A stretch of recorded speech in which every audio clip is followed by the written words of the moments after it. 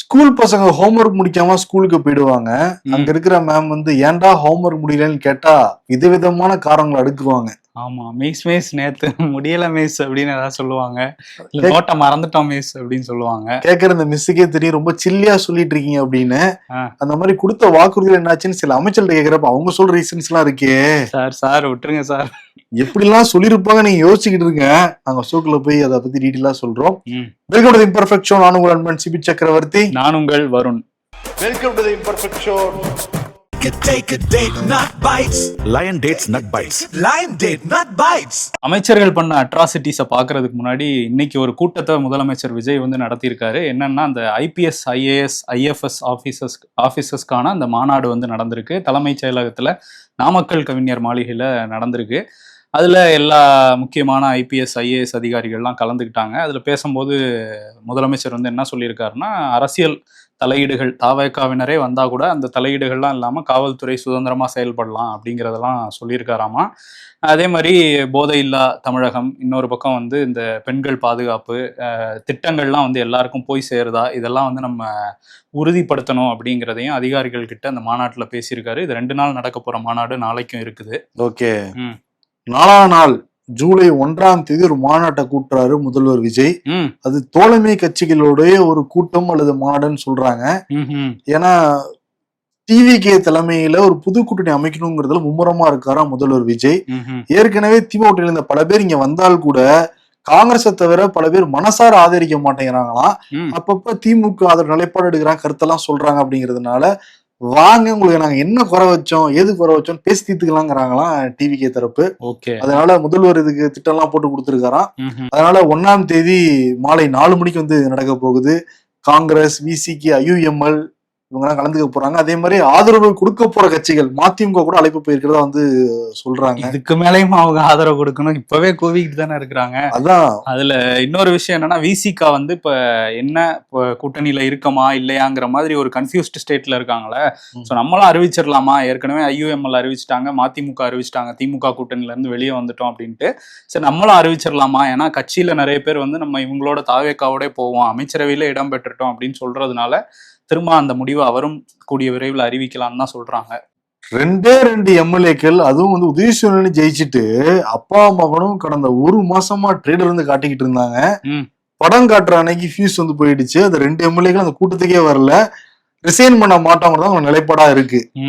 ஆனா வைகோ என்ன பண்ணிருக்காரு, விஜய் கிட்ட போய் 2 மணி நேரம் ஆலோசனை பண்ணிருக்காரு. 2 எம்எல்ஏக்கு 2 மணி நேரம் ஆலோசனைனா அப்ப ஏடிஎம்கே எல்லாம் எத்தனை மணி நேரம் பண்ணாங்களோ தெரியல. 6 எம்எல்ஏ இன்னைக்கு வரைக்கும். அப்ப 6 மணி நேரமா இருக்குமோ. விஜய் என்ன சொல்லியிருக்காரா வைகோ கிட்ட, நீங்க ஏன் அங்க இருக்கீங்க, இங்க வந்துருங்க, நம்ம கூட்டணிக்கு வந்துருங்க, 2 பேரும் ரிசைன் பண்ண சொல்லிருங்க, நான் உங்களை ஜெயிக்க வைக்கிறேன் அப்படின்னு சொல்லியிருக்காரு. அந்த வைகோ வந்து வெளிப்படையா வந்து சொல்லியிருக்காரு, விஜய் கிட்ட சொன்னாரு அப்படின்ட்டு. இதனால விஜய் ரொம்ப கடுப்பு, ரொம்ப அப்செட்ல வந்து இருக்காராம். ஏன்னா க்ளோஸ் ரூம்ல நடந்த ஒரு மீட்டிங். ஏற்கனவே திமுக சைட்ல இருந்து சோஃபா மாடலுங்கிறாங்க, அதிமுக சைட்ல இருந்து பொய்க்கால் குதிரை ஆட்சி நடக்குதுங்கிறாங்க. இவரு வெளிப்படையா போய் இப்படி சொல்லிக்கிட்டு இருக்காரு, நான் கூப்பிட்டு 2 மணி நேரம் நான் பேசினேன், எனக்கு ஆஃபர் வந்து கொடுத்தாரு அப்படின்னு. எப்படி இப்படிலாம் சொல்லிட்டு இப்ப அப்பா அம்மா கொஞ்சம் சைலண்ட் மூடுக்கு போக சொல்லியிருக்காராம் விஜய்.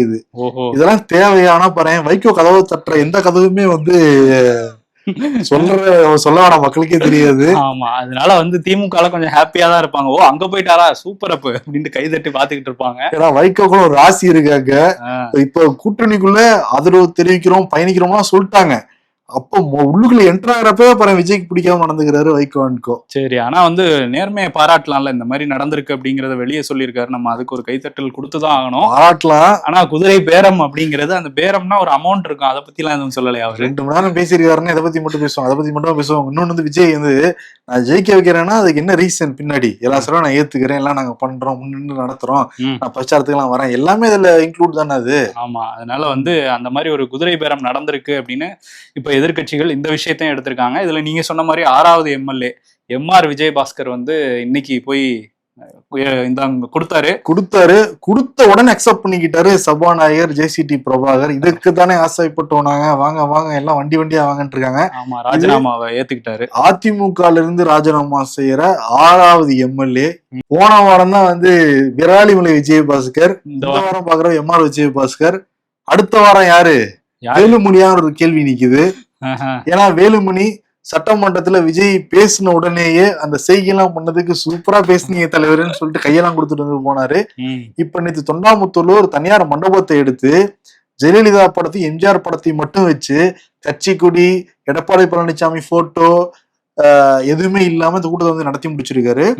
என்னங்க பேசப்பட்டிருக்கு அப்படின்னா, பாருங்க எடப்பாடி வந்து திமுக கூட்டணி வைக்கிற அளவுக்கு நம்ம போயிருக்காரு. பட் நம்ம எல்லாம் ஒன்னா சேர்ந்து 25 எம்எல்ஏக்கள் ஒன்னா சேர்ந்து தடுத்து வந்து நிப்பாட்டி இருக்கோம். இதுக்கு முன்னாடி நம்ம பொறுப்புல இருந்தா மட்டும் தான் நம்ம வந்து சரியா செயல்பட முடியும். அதாவது மாவட்ட செயலாளர் பதவி 21 வருஷமா இருந்தாரு எஸ்பி வேலுமணி அந்த தொகுதியில அந்த இடத்துல. ஆமா, இப்ப அந்த மாவட்ட செயலாளர் பதவி புடுங்கினவனே பல்லு புடுங்கின மாதிரி ஆயிடுச்சு பாரு எஸ்பி வேலுமணிக்கு. வர வேண்டியதெல்லாம் வராது இல்ல. அதனால வந்து இது எப்படி நம்ம செயல்பட முடியும்? நம்ம கட்சியா உழைக்கிறோம், ஒரு வருஷமா உழைச்சிருக்கோம் அப்படின்னு கேட்டு நீங்க எல்லாம் என்ன சொல்லுங்க அப்படின்னு கேட்டிருக்காரு. பல பேர் என்ன சொல்லுவாங்க, உழைச்சு கொட்டி வச்சிருந்தோமே அதெல்லாம் எப்படி காப்பாத்துறது அப்படின்னு சொல்லி இருப்பாங்க. ஆமா, அதனால வந்து ஓகே நான் சீக்கிரம் ஒரு முடிவு எடுக்கிறேன்னு சொல்லிட்டு எஸ்பி வேலுமணி கிளம்பலாம் சொல்றாங்க. ஆனா பத்திரிகையாளர்கிட்ட பேசின வேலுமணி நேர்மையா சொல்லியிருக்காரு, இது நன்றி தெரிவிக்கிற கூட்டம், நிறைய பேர் எனக்கு கட்சியா வந்து உழைச்சிருக்காங்க, எனக்கா உழைச்சாங்க, அந்த சமயத்துல நன்றி சொல்ல முடியல, அதனால கூப்பிட்டு வச்சு நன்றி மட்டும் நான் சொல்லி அனுப்பிச்சு விட்டுறேன் அப்படின்ட்டு இருக்காரு. ஓ, நன்றி சொல்றதுக்கு அவ்வளவு நேரம் கூட்டத்துக்குள்ள போய் பேசி இருக்காங்க. ஆனா எடப்பாடி பழனிசாமி யாருனாலும் போகட்டும் எனக்கு பத்தி கவலை இல்லைங்கிற மாதிரி தான் இருக்காரு.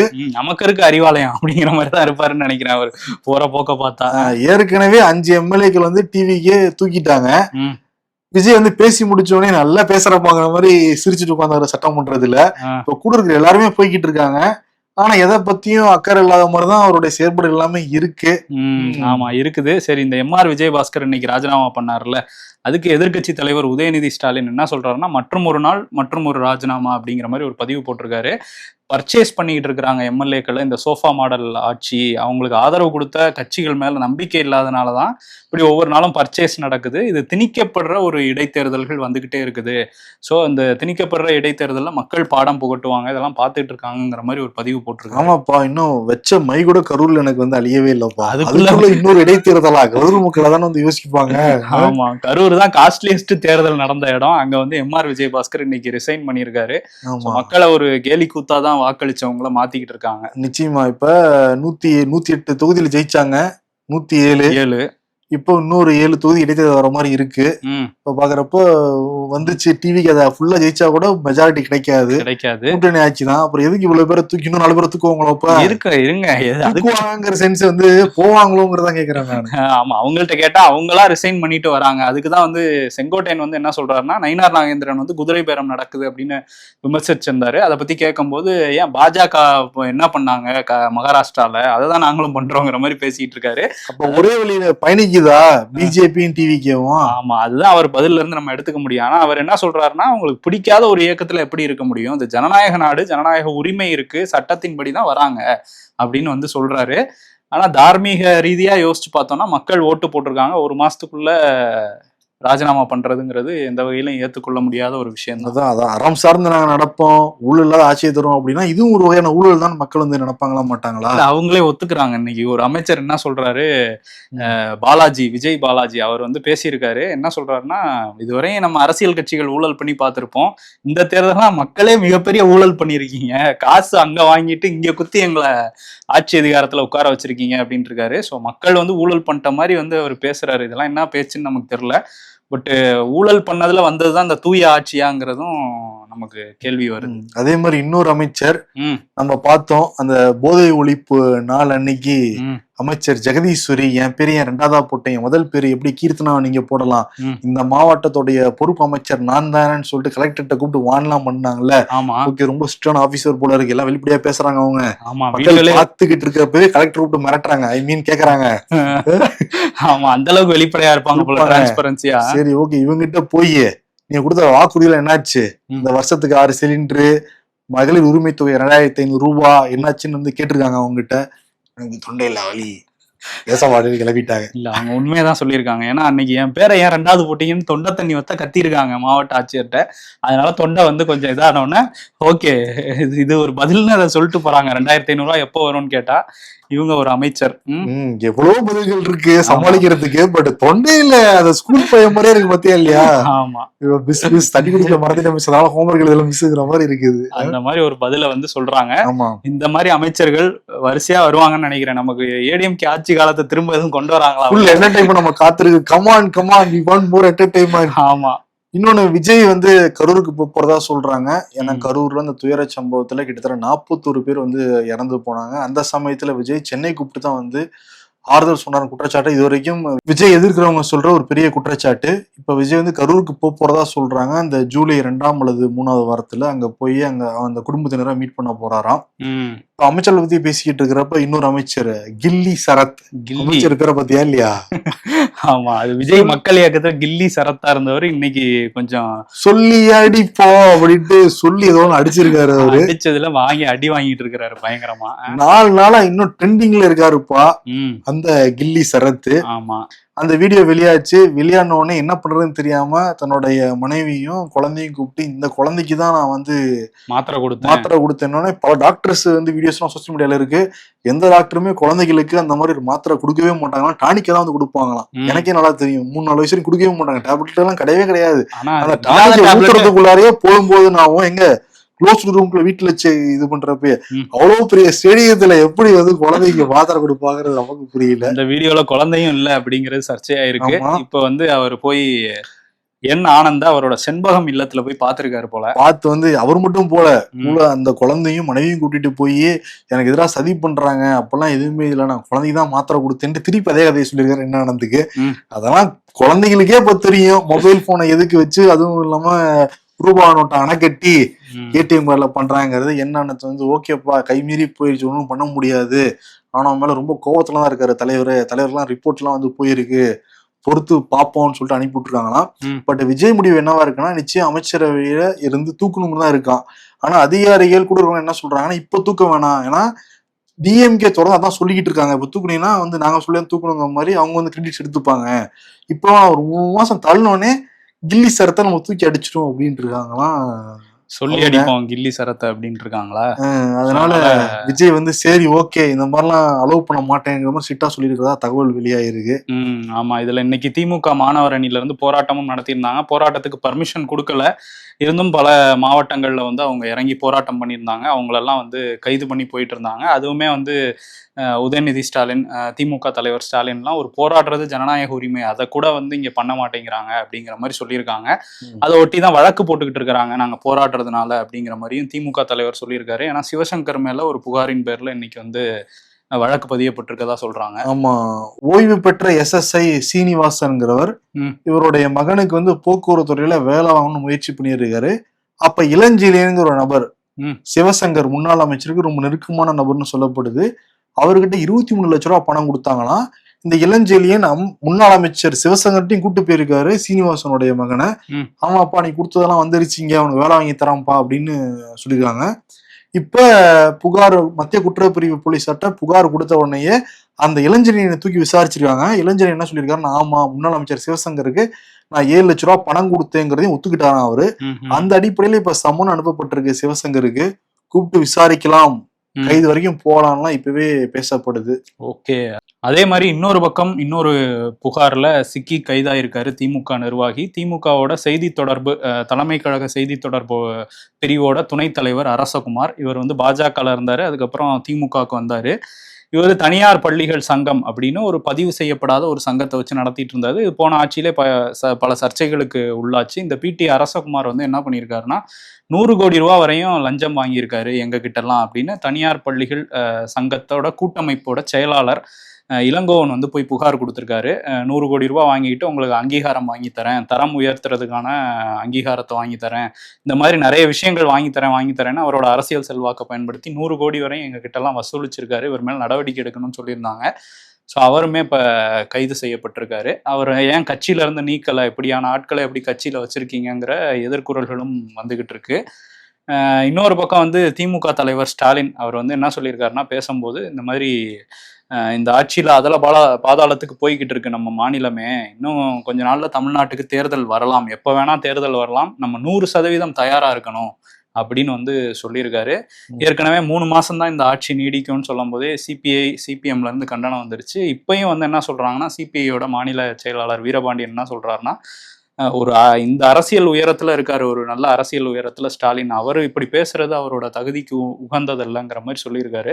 ஏன்னா சட்டப்படி வந்த ஒரு ஆட்சி நீடிக்கணும் அப்படிங்கிறது தான் அவர் சொல்லணும் அப்படின்லாம் சொல்லியிருக்காரு. அவர் எப்படி சொல்லுவாரு?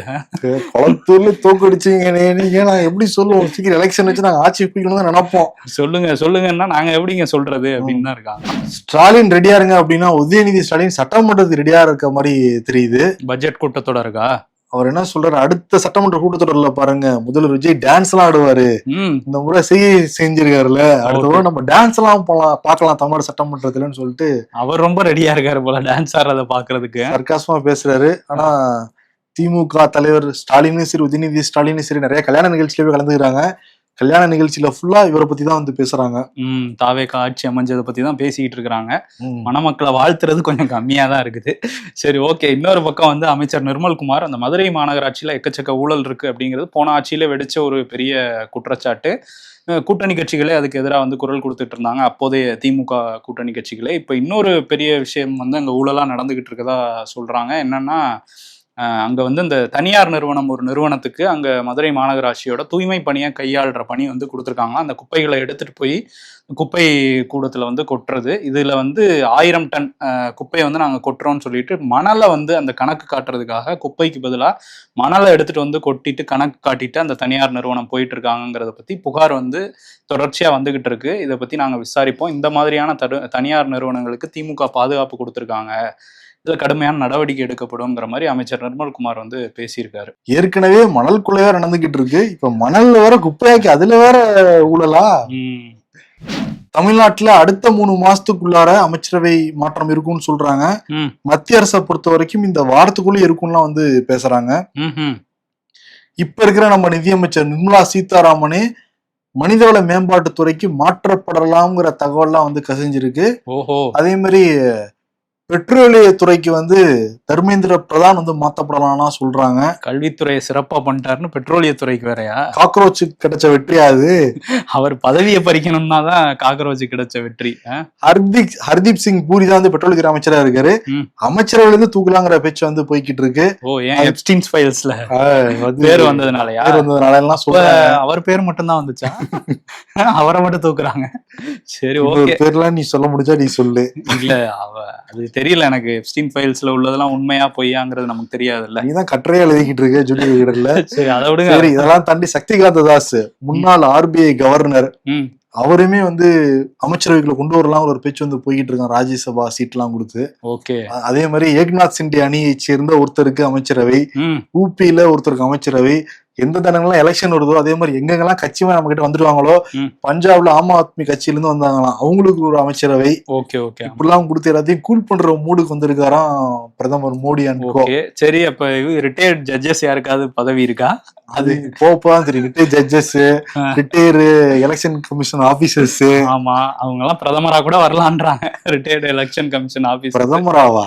இல்ல, பிரதமருக்கு துணை பிரதமர்னு வச்சுக்கோங்க. இல்ல, ஜி இருக்க வரையும் இல்ல, ஜிக்கு அப்புறம். ஆனா ஜி தான் இருப்பாரு 2047 வரையும் போல தோணுது. ஏன்னா அவர் வந்து தொடர்ச்சியா அதான் சொல்லிட்டு இருக்காரு. விக்சிட் பாரத், இந்த மன் கி பாத்லயும் நிறைய பேசியிருக்காரு இந்தியாவோட எதிர்காலம் பத்தி. அதுல குறிப்பா என்ன பேசுறாருன்னா, அவர் ஏதோ தப்பா புரிஞ்சுக்கிட்டாருன்னு நினைக்கிறேன் மக்களை. அவர் என்ன சொல்றாருன்னா, ஒரு பொறுப்புணர்வோட இந்திய மக்கள் வந்து நடந்துக்கிட்டாங்க. நான் வந்து சொல்லியிருந்தேன், இந்த மாதிரி போர் நடக்குது அப்படிங்கிறதுனால யாரும் தங்கம் வாங்க வேணாம், ஒரு கல்யாணம் நடக்குதுன்னா பழைய தங்கத்தையே யூஸ் பண்ணிக்கங்க அப்படின்னா சொல்லியிருந்தேன். அதெல்லாம் கேட்டுட்டு சிறப்பா செயல்பட்டு இருக்காங்கன்னு சொல்றாரு. தங்கம் வாங்க காசு இல்லைங்கிறது அவருக்கு வந்து தெரியல போல. அவர் சொன்னதை கேட்டுதான் நடந்த மாதிரி அவர் வந்து சொல்லிட்டு இருக்காரு. வடிவில் ஒரு படத்துல 2 ஜோப்லயும் கைவிட்டு ஒண்ணு இல்லைங்க பாரு, அதை வர தமிழ்நாட்டுல இல்ல இந்தியாவில் இருக்கிற மக்களே தங்கம் வாங்க எல்லாம் தொடச்சு எடுத்துட்டீங்க நீங்க. பெட்ரோல் டீசல் விலை ஏத்தி விட்டுட்டாங்க. இப்ப போருக்கு முன்னாடி இருந்த லெவலுக்கு வந்துடுச்சு அந்த கச்சா எண்ணெய் விலை. இத வச்சு கார்கே 3 கேள்வி கேட்டிருக்காரு மத்திய அரசு நோக்கி. அதுல என்னன்னா, அதிகமா வந்துச்சுல, $138 வரைக்கும் போச்சு கச்சா எண்ணெய் ஒரு பேரல். அப்ப டெல்லியில தான் சொல்றாரு நினைக்கிறேன். பெட்ரோல் வந்து $94, டீசல் வந்து $87. இப்ப பாக்குறப்ப கச்சா எண்ணெய் விலை ஒரு பேரல் $70 தான் விற்கப்படுது. கிட்டத்தட்ட சரிப்பாதி கம்மியாயிருச்சு. ஆனா பெட்ரோல் $102, டீசல் $95. இங்கெல்லாம் $108 வரைக்கும் போய்கிட்டு இருக்கீங்க பெட்ரோல் ஒரு லிட்டரு. அவர் வந்து அந்த இதுலயே பிடிச்சிருப்பாருன்னு நினைக்கிறேன். டைரக்டா வாங்கினாதான் $102. பகல் கொள்ள வந்து அடிக்குது, பிட் பாக்கெட் அடிக்கிற அரசாங்கமா அது இருக்குன்னு சொல்லிட்டு கேள்வி கேட்டிருக்காரு. வழக்கமா கேள்வி கேட்டா என்ன வரும், அதேதான் பாக்கெட்ல இருந்து ஒண்ணு வராது அவங்க கேட்டிருக்கு. ஆமா, அதனால ஜி வந்து எதுவும் சொல்ல மாட்டாரு. பட் அதுல ஜி வந்து அந்த நமக்கு கொடுத்திருந்தாருல டாஸ்க், தங்கம் வாங்கக்கூடாது, பொது போக்குவரத்தை பயன்படுத்தணும், அதுல முக்கியமான டாஸ்க் வெளிநாடுகளுக்கு போகாதீங்க தேவையில்லாத விஷயத்துக்குன்னு. பட் ஜிஏ இன்னைக்கு வெளிநாட்டுல தான் வந்து இருக்காரு, செஷல்ஸ் நாட்டுக்கு வந்து போயிருக்காரு. அந்த நாட்டோட ஒரு உயரிய விருது Guardian of the Blue Horizon அப்படிங்கிற ஒரு விருது, ஒரு வெப் சீரிஸ் மாதிரி இருக்கு பேரு. பட் அந்த விருதை வந்து வாங்கியிருக்காரு. ஏன்னா சுற்றுச்சூழல்லாம் வந்து அவ்வளவு சிறப்பா பாதுகாக்கிறாரு பிரதமர் மோடி அப்படின்னு சொல்லி அந்த நாட்டுல இருந்து அங்கீகாரம் வந்து கொடுத்துருக்காங்க. ஸோ அங்க வந்து இன்னைக்கு அங்க விநாயகர் கோயிலுக்கெல்லாம் போய் தரிசனம்லாம் பண்ணியிருக்காரு ஜி. ஓகே, எவ்வளவோ துரோகத்தோட கதையை நம்ம படிச்சிருக்கோம், பார்த்துருக்கோம். பட் இந்த துரோக கதை இருக்குல்ல, யாருனாலையுமே ஏத்துக்கவே முடியாத அளவுக்கு உச்சபட்சமா இருக்கு. அந்த மலை உச்சியிலிருந்து வருங்கால கணவரை கொன்ன அந்த பொண்ணும் அவருடைய காதலனும் பண்ண அந்த விஷயம்ங்கிறது. இப்போ நேற்று போலீஸ் என்ன பண்ணிருக்காங்கன்னா, அந்த மலை உச்சிக்கே இந்த ஷியா கோயலையும் அவருடைய காதலன் சேத்தன் சௌத்ரியும் கூட்டி வந்து போய் எப்படி நீங்க இந்த கொலையை பண்ணீங்க அப்படின்னு சொல்றத வந்து நடிச்சு காட்ட சொல்லியிருக்காங்க. அப்ப என்ன பண்ணிருக்காங்கன்னா, அந்த ஷியா கோயல் அந்த தள்ளி விடுற இடத்துக்கு சில இடங்களுக்கு முன்னாடியே வந்து நான் தண்ணின்னு சொல்லிட்டு கீழே வந்து உட்காந்துட்டாங்களாம். அப்ப அந்த நபரு வருங்கால கணவர் கேத்தன் அகர்வால் சில அடி தூரத்துல வந்து நின்றுகிட்டு இருக்கப்ப அவருடைய காதலன் சௌத்ரி வந்து தள்ளி விட்டாராம் மலை உச்சியில இருந்து. 400 அடி பள்ளத்துல விழுந்து பரிதாபமா இறந்து போயிருக்காரு கேத்தன் அகர்வால். ஏன்னா கூட பக்கத்துல நின்றுட்டு இருந்தோம்னா விழப்போறவங்க சப்போர்ட் ஏதாவது பிடிக்கணும்னு நினைப்பாங்களே, அப்ப நம்மளையும் கையை பிடிச்சி இழுத்து சாவடிச்சிடக்கூடாதுங்கிறதுக்காக இப்படி ஒரு விஷயத்த பண்ணிடுறாங்க. இதெல்லாம் தாண்டி என்ன பண்ணிடுறாங்கன்னா, எனக்கு ஷாப்பிங் போகணும் காசு கொடுன்னு சொல்லிட்டு இந்த ஷியா கோயல் வருங்கான கணவர் கேத்தன் அகர்வால்கிட்ட கேட்டிருக்காங்களாம். கேத்தன் அகர்வால் ஓகே நீ ஷாப்பிங் போன்னு சொல்லிட்டு 1 கோடி ரூபாய் பணத்தை வேற கொடுத்துருக்காரு அவரு. அந்த பணத்தை வாங்கி இந்த காதலன்ட்ட கொடுத்துருக்கு இந்த ஷியா கோயல். அதை வச்சு பிசினஸ் டெவலப் பண்ற வேலையில ஈடுபட்டு இருந்திருக்கானா இவன். ஓகே, இதெல்லாம் நம்ம வந்து ஆக்சிடென்ட் வந்து செட் பண்ணிட்டு 3 வருஷம் கழிச்சு நம்ம கல்யாணம் பண்ணிக்கலாம் பிளானுமே இருந்திருக்காங்க. இப்போ இது பூனே மட்டும் இல்ல, இந்தியா முழுக்க இதை பத்தி தான் நிறைய பேர் வந்து பேசிக்கிட்டு இருக்காங்க. அங்க இருக்கிற சிஎம்க்கு பெரிய அழுத்தம். ஏன்னா யாரும் நேர்ல பார்த்த சாட்சி கிடையாது அப்படிங்கிறதுனால எஸ்கேப் பெறக்கூடாதுங்கிறதுனால இப்ப தேவேந்திர பட்னாவிஸ் மகாராஷ்டிராவுடைய முதல்வர் யாரை இந்த கேஸுக்கு ஹையர் பண்ணிருக்கா அப்படின்னா எம்பி நிகாம். இவர் வந்து 16/11 மும்பை டெரர் அட்டாக் நடந்துச்சுல்ல, அதுல வாதாடின ஒரு வழக்கறிஞர். இவர் முக்கியமான ஒரு வழக்கறிஞர். அஜ்பல் சாப் அந்த இதுல வாதாடி தண்டனை வாங்கி கொடுத்தவர். அவர் ஹையர் பண்ணிருக்காராம். அவரு நிச்சயம் இந்த தண்டனை கிடைச்சிடணும்னு சொல்லிட்டு இது ஒரு இன்டர்நேஷனல் சப்ஜெக்டாவே போய்கிட்டு இருக்கு. ஒரு யாராலும் டைஜஸ்டே பண்ணிக்க முடியல இது வரைக்கும், இப்படியா வந்து கொலை பண்ணுவாங்க அப்படின்னு.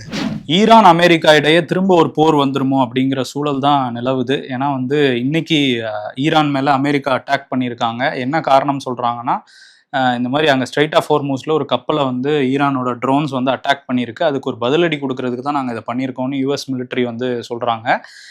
ஈரான் தரப்பும் என்ன பண்ணியிருக்காங்கன்னா, பக்ரைன், குவைத் இந்த நாடுகளில் உள்ள யூஎஸோட ஏர்பேஸ் எல்லாம் வந்து அட்டாக் பண்ணியிருக்காங்க. ஸோ திரும்பியும் ஒரு போர் ஸ்டார்ட் ஆன மாதிரி ஒரு விஷயந்தான் இருக்குது. அதில் வேற ட்ரம்ப் வந்து என்ன சொல்லியிருக்காருன்னா, ஈரான்கிற ஒரு நாடே இருக்குது, அது தொடர்ச்சியாக போர் ஒப்பந்தத்தை மீறி அவங்க தாக்குதல் நடத்துகிறாங்க, இப்படியே போச்சுன்னா ஈரான்கிற நாடே இருக்காதுங்கிற மாதிரி அவர் சொல்லியிருக்காரு.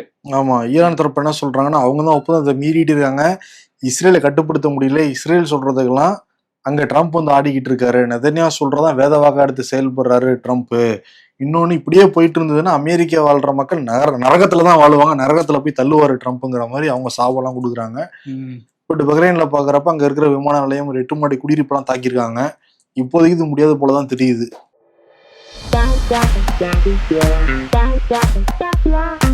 நமக்கானதுன்னா அது நம்மள கண்டிப்பா தேடி வரும். கரெக்ட் தான் வாத்தியாரே, அதான் டெய்லி ஒரு ப்ராப்ளம் வருதே. அது இன்னமும் உண்மைதான். வேலைக்கு வந்து வேலையை செய்யறதை விட வேலைக்கு கிளம்பி வருவதுதான் ரொம்ப பெரிய வேலையா இருக்குடா சாமி.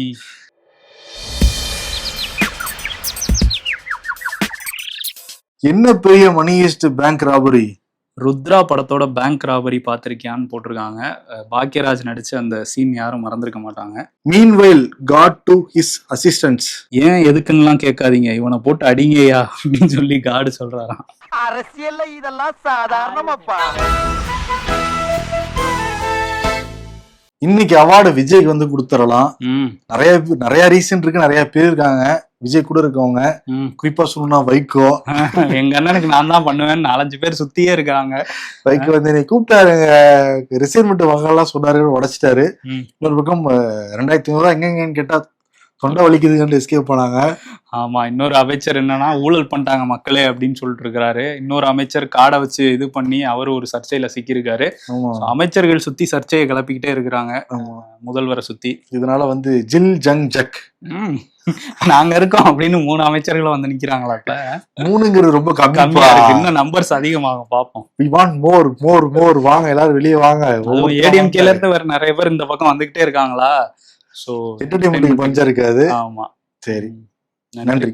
Take a date, not bites. No added sugar, preservatives இல்லாமல் dates, பாதாம், பிஸ்தா, cashew and honey கொண்டு தயாரிக்கப்பட்ட Lion Dates Nut Bites. Lion Date Nut Bites.